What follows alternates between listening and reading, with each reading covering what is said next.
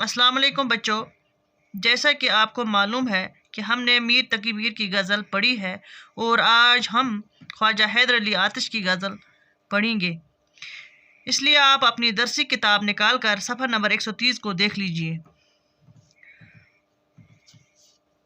दहन पर हैं उनके गमों कैसे कैसे, कलाम आते हैं दरमियाँ कैसे कैसे, ज़मीन चमन गुल खिलाती है क्या क्या, बदलता है रंग आसमां कैसे कैसे, न गोरे सिकंदर न है कब्र दारा, मिटे नामियों के निशां कैसे कैसे।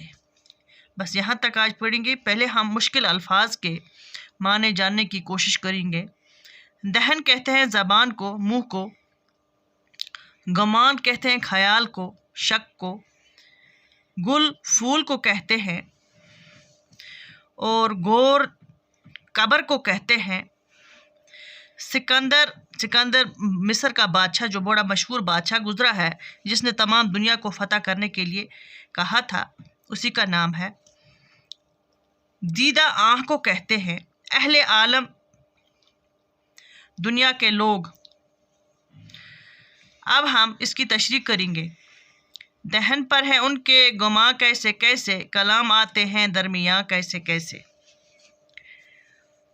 ख्वाजा हैदर अली आतिश फरमाते हैं कि मेरे महबूब के दिल में मेरे बारे में कुछ गलत फहमियाँ और शक पैदा हुए हैं, जिससे उसकी ज़बान पर कुछ ऐसी बातें आईं जिनसे साफ जाहिर होता है कि वो मेरे बारे में गलत फहमियों का शिकार हुआ है। यानी उसके दिल में गुमान हुआ है, शक हुआ है, तो उसकी ज़बान पर वो शक जाहिर हुआ। ज़मीन चमन गुल खिलाती है क्या क्या, बदलता है रंग आसमां कैसे कैसे। शायर इस खूबसूरत शायर में फरमाते हैं कि ये दुनिया एक अजूबा है। ज़मीन पर तरह तरह के वाक़ात और हालात पेश आते रहते हैं। कोई चीज़ एक ही हालत में नहीं रहती। दुनिया में अजीब व गरीब तब्दीलियाँ होती रहती हैं, मुसीबतें आती रहती हैं, ज़माने की हालत बदलती रहती है। न गोरे सिकंदर न है कब्र दारा, मिटे नामियों के निशां कैसे कैसे।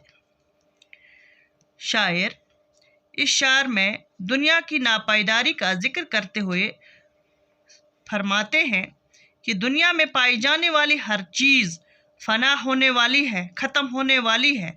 इस दुनिया में बड़े मशहूर बादशाह सिकंदर आज़म जैसे रहते थे, जो सारी दुनिया को फतह करना चाहते थे, लेकिन आज उसका कोई नामो निशान भी मौजूद नहीं है। उनकी कब्र तक मिट चुकी है। ज़माने की गर्दिश ने उनका नामो निशान मिटा दिया।